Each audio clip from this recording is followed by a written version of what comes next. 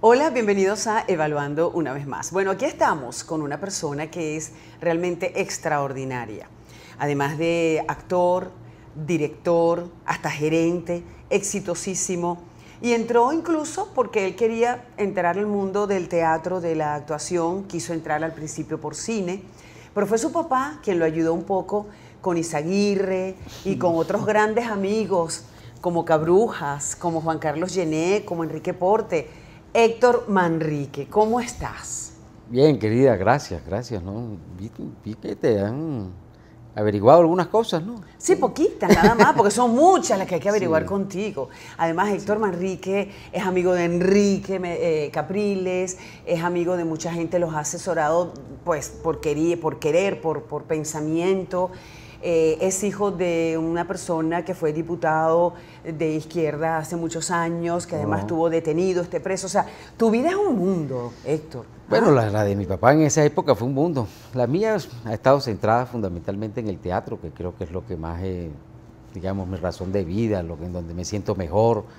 Si bien también he hecho televisión, he hecho cine, sí, también me he metido, porque todo el que vive en este país se sienta comprometido con él, he opinado sobre lo que pasa, sobre lo que padecemos. He procurado, por compromiso con mi país, en estar activo, porque soy de los que piensa que uno no puede ser un espectador de la realidad, sobre todo cuando es una realidad tan agobiante, tan difícil, tan compleja. Tampoco se puede ser un criticador de oficio, sino también tener un compromiso en tu acción, en lo que haces diariamente, procurando que las cosas en el país estén mejor. Y eso, por supuesto, me ha llevado también a estar cerca de lo político, opinar sobre eso, comprometerme.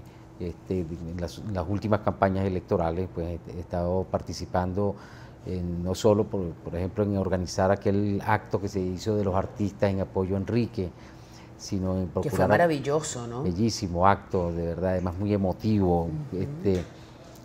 Pero también lo acompañé y lo sigo acompañando mucho en su recorrido, fundamentalmente porque a mí me sirve, a mí me ayuda mucho estar también en ese contacto, ver la realidad, porque no es la especulación política, no es el trabajo de los politólogos, que es muy importante, ¿no? Dicho sea de paso, sino que me interesa mucho más la acción, el ver la realidad de la gente, la precaria realidad de la gente, ver las formas de solución de esos problemas. Creo que eso le da además a uno un sentido en su existencia, ¿no?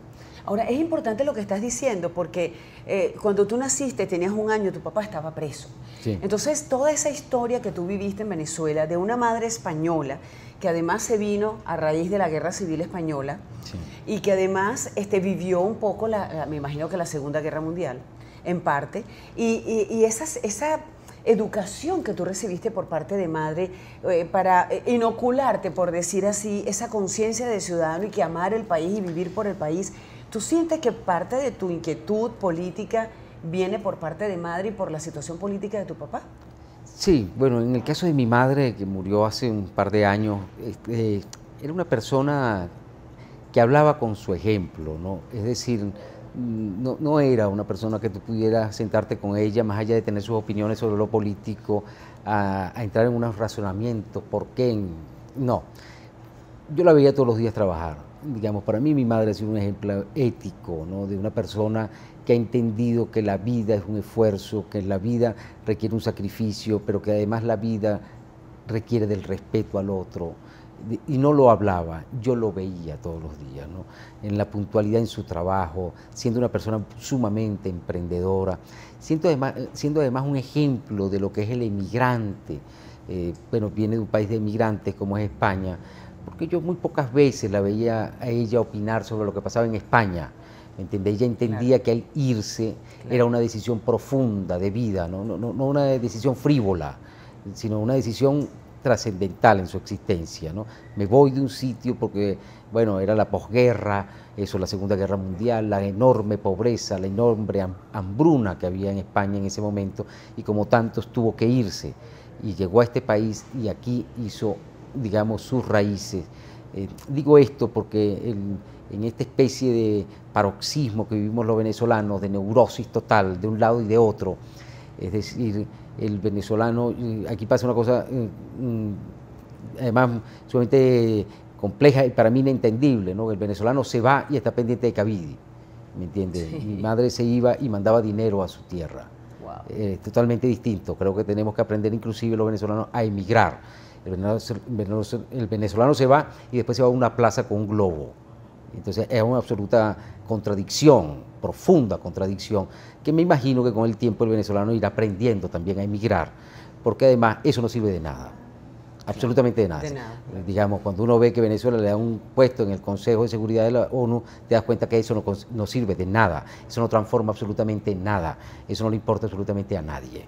O sea, los problemas dentro de un país se solucionan dentro de un país, trabajando dentro del país, ¿me entiendes?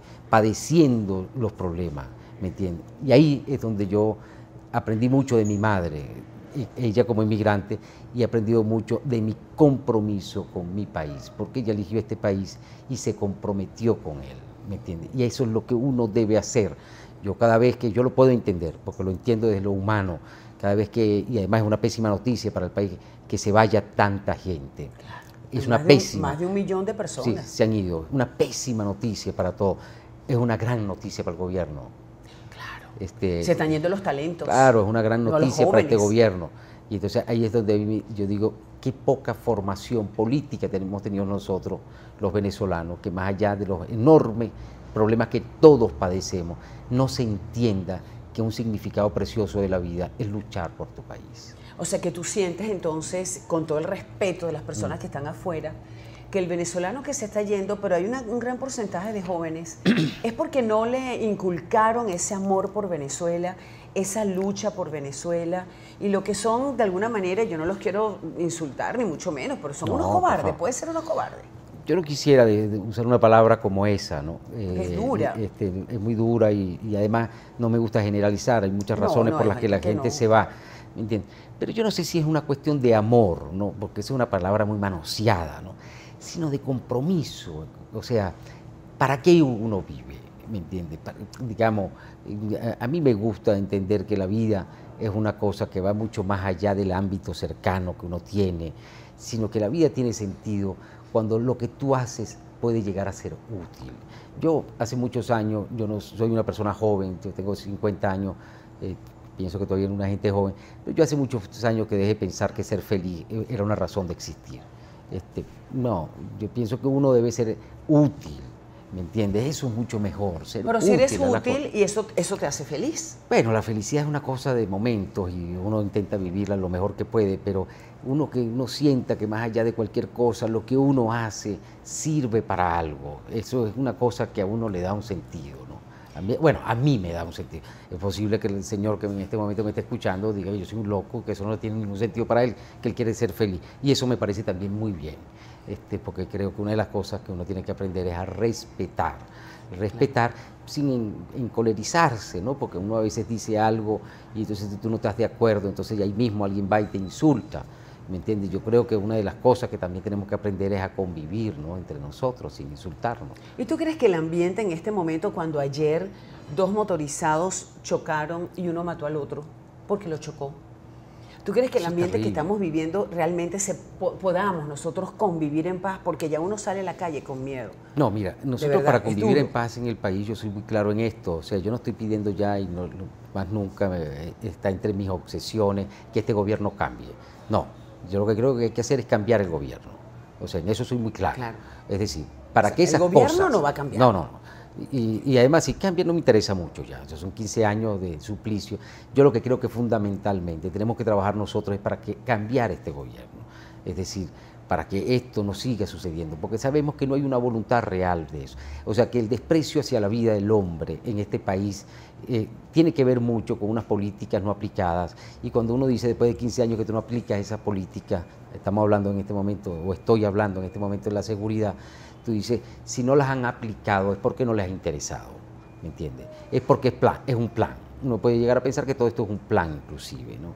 Eso que tú me dices es un exabrupto, ¿me entiendes? Claro. Yo procuro, y puedo pasar por cobarde en la calle, de no discutir con nadie, porque pareciera que la vida no es un valor, y yo sí considero que la vida es un valor. Entonces, agredir, matar, a mí hace muy poco tiempo, hace 2 meses, me cayeron a tiros, así milagrosamente no me ¿En dieron. serio? Sí. ¿Pero porque te estaban persiguiendo o te iban a asaltar? No, llegaron al estacionamiento del edificio donde yo vivo y habían secuestrado al taxista que venía a buscar un sobrino, y cuando yo bajé a llevar a mi sobrino a dejarlo en el taxi dentro del estacionamiento, a este señor taxista lo habían secuestrado antes y entonces lo llevaron hasta mi casa porque dijo, bueno, voy a hacer una carrera. Entonces cuando llegaron a mi casa se bajaron estos señores y de aquí a 3 metros, milagrosamente, la reja de mi edificio todavía tiene los orificios de las balas, milagrosamente no me pasó nada.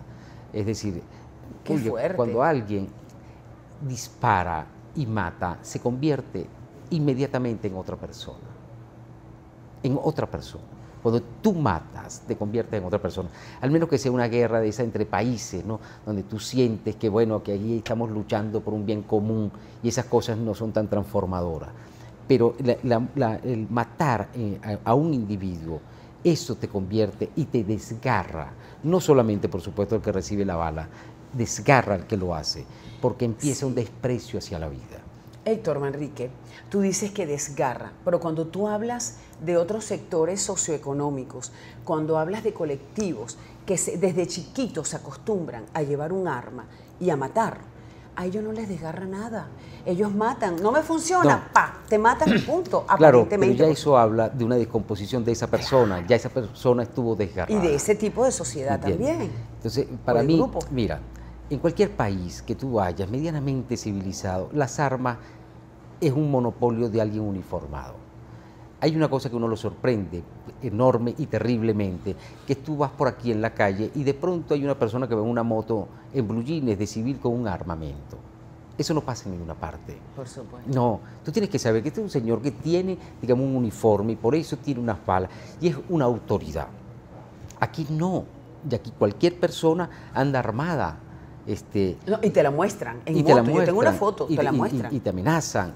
Y además, entonces anuncian unos planes de desarme que son prácticamente unas cosas infantiloides, porque tú entiendes que eso es mucho más profundo.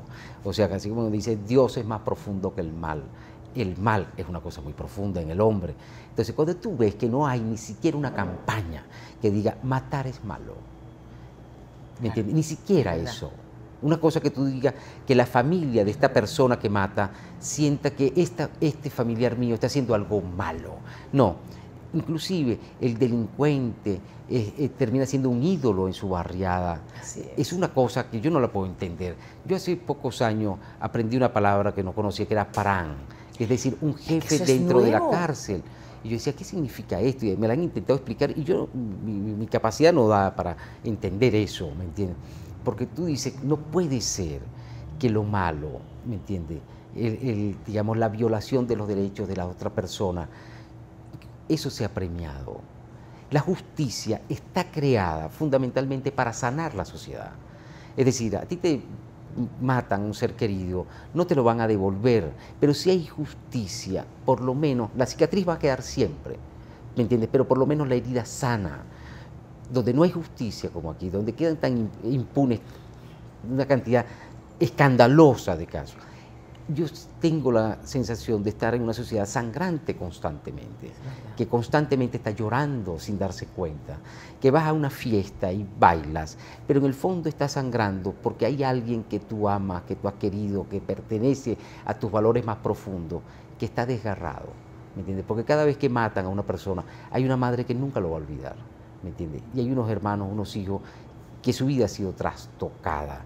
Y si yo frente a eso que le pasa a alguien que no conozco, pero si yo como ciudadano de este país, o sea, si yo no me perturbo frente a eso, si yo no, digamos, si yo no sufro eso, si yo puedo salir después con el descaro de decir, yo quiero ser feliz, ¿cómo yo voy a querer ser feliz cuando hay tanta gente que sufre diariamente?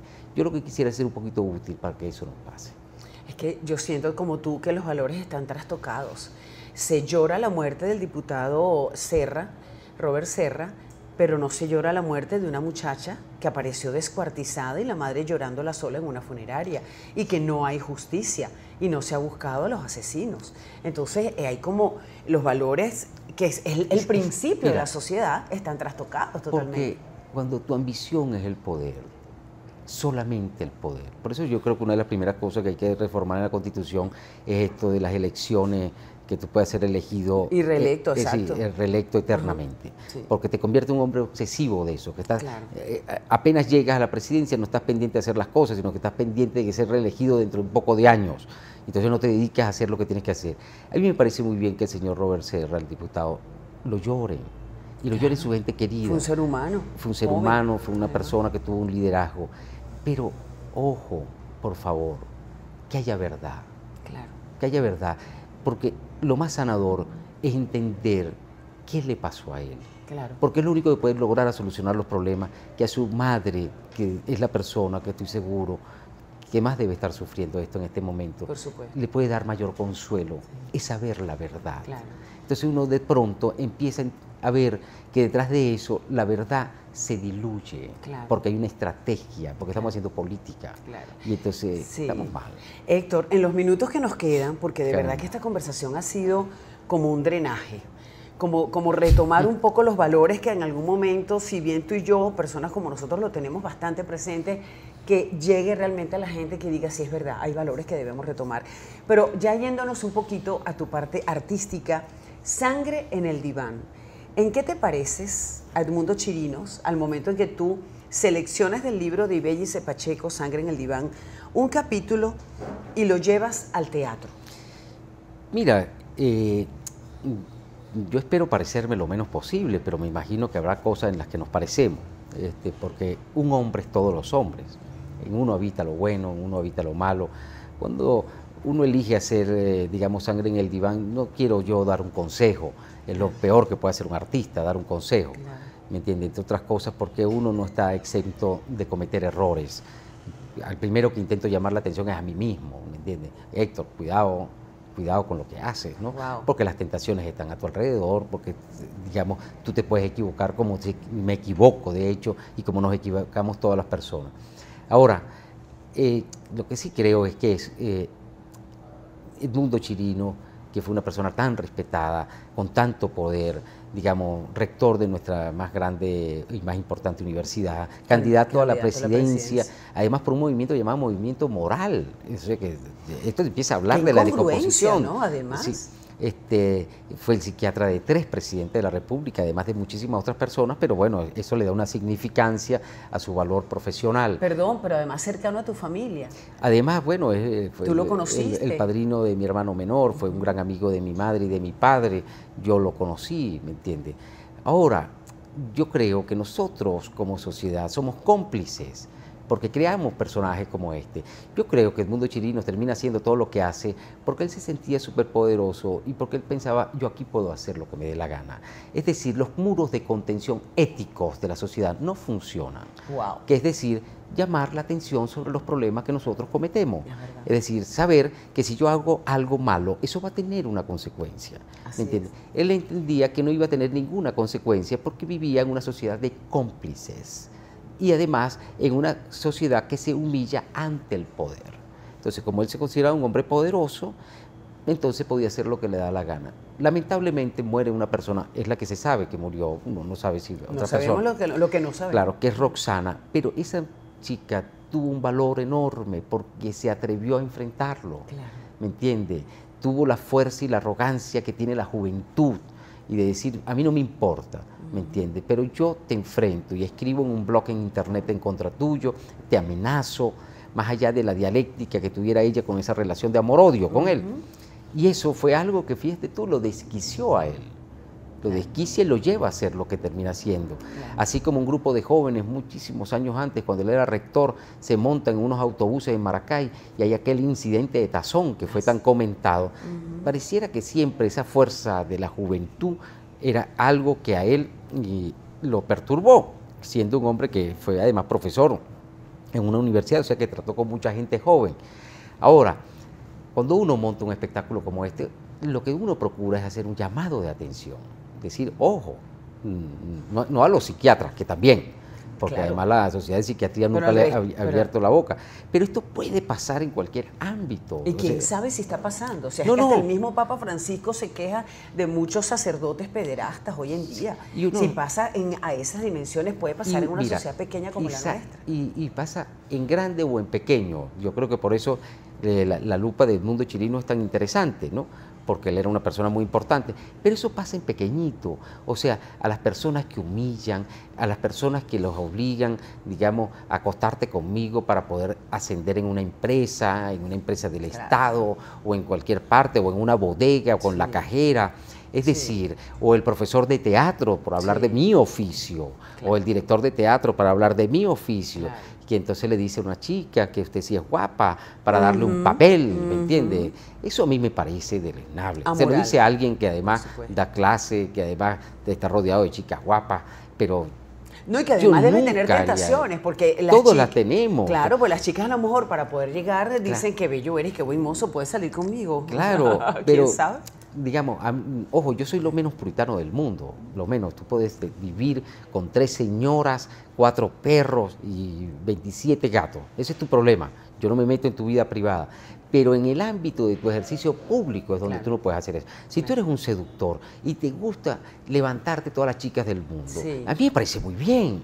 Claro. Pero levántatelas, ¿me entiendes? claro. Invítalas al cine, sedúcelas, llévalas a bailar. Perfecto, pero si te pones a decirle, bueno, sí, y entonces yo te consigo un papelito, entonces yo te Dios, consigo que claro. entres a trabajar en mi clínica, o yo te consigo Sí. que entres a trabajar en mi partido político, o en mi revista, ahí Claro. es donde las cosas se trastocan, y a mí un poco me enfurece. Claro, a ti no solamente. Gracias, Héctor Manrique. Qué honor haberte tenido No. acá y me pareció muy agradable la conversación y sobre mí todo también. con un contenido importante, porque creo que lo más importante siempre es emitir un mensaje que quede en el corazón de todos los venezolanos y de todas las personas que nos están escuchando. Qué bueno. Héctor Manrique, qué bueno. Gracias por estar aquí con nosotros en Evaluando. De verdad, muy Gracias, contenta. querida. Gracias a ustedes. Eva Gutiérrez en Evaluando. Gracias a Héctor.